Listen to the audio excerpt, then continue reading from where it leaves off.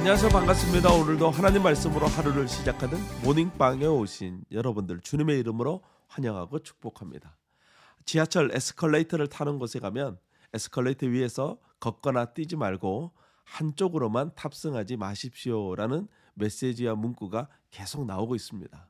그러나 사람들은 약속이나 한 것처럼 아무도 없어도 오른쪽으로 몰아서 타고 왼쪽은 걸어 올라가는 사람들의 통로로 남겨놓습니다. 모든 사람들이 그렇게 하고 있으니 자연스럽게 이 경고 문구와 방송과는 상관없이 한 줄 사용이 보편화되어져 있습니다.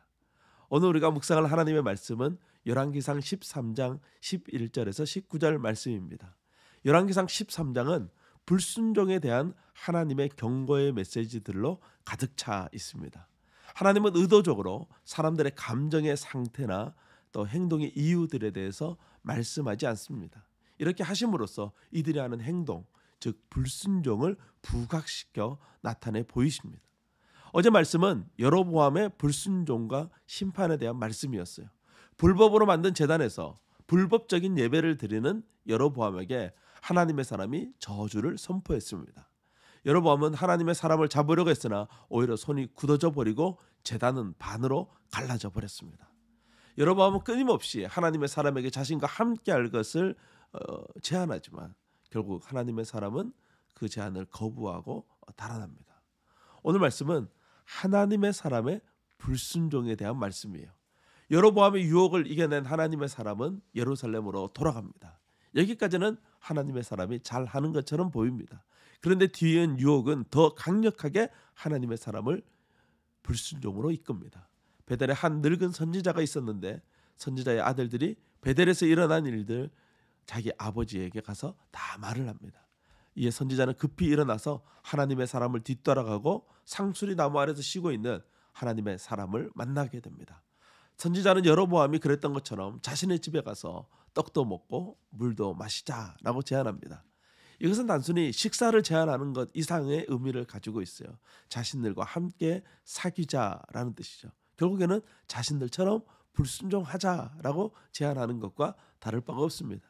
이번에도 하나님의 사람은 선지자의 제안을 거부합니다. 하지만 선지자는 포기하지 않죠. 나도 사실 당신과 같은 선지자입니다 라고 하면서 거짓말로 하나님께서 천사를 보내서 당신을 대접하라고 나에게 말씀하셨습니다 라고 말합니다. 결국 하나님의 사람은 이 선지자의 말에 속아 넘어가서 선지자의 집으로 따라 들어가고 맙니다. 베델에서 유혹을 이겨냈던 하나님의 사람은 계속되는 유혹 앞에서 결국 넘어지고 마는 것이죠. 우리가 살아가는 이 세상은 믿음과 정반대의 길로 걷고 있습니다. 세상은 우리를 향하여 끊임없이 자신들이 가는 길로 가자고 우리를 유혹합니다. 이러한 세상의 유혹 앞에서 우리는 로마서 12장 2절 말씀을 날마다 선포해야 합니다. 너희는 이 세대를 본받지 말고 오직 마음을 새롭게 함으로 변화를 받아 하나님의 선하시고 기뻐하시고 온전하신 뜻이 무엇인지 분별하도록 하라.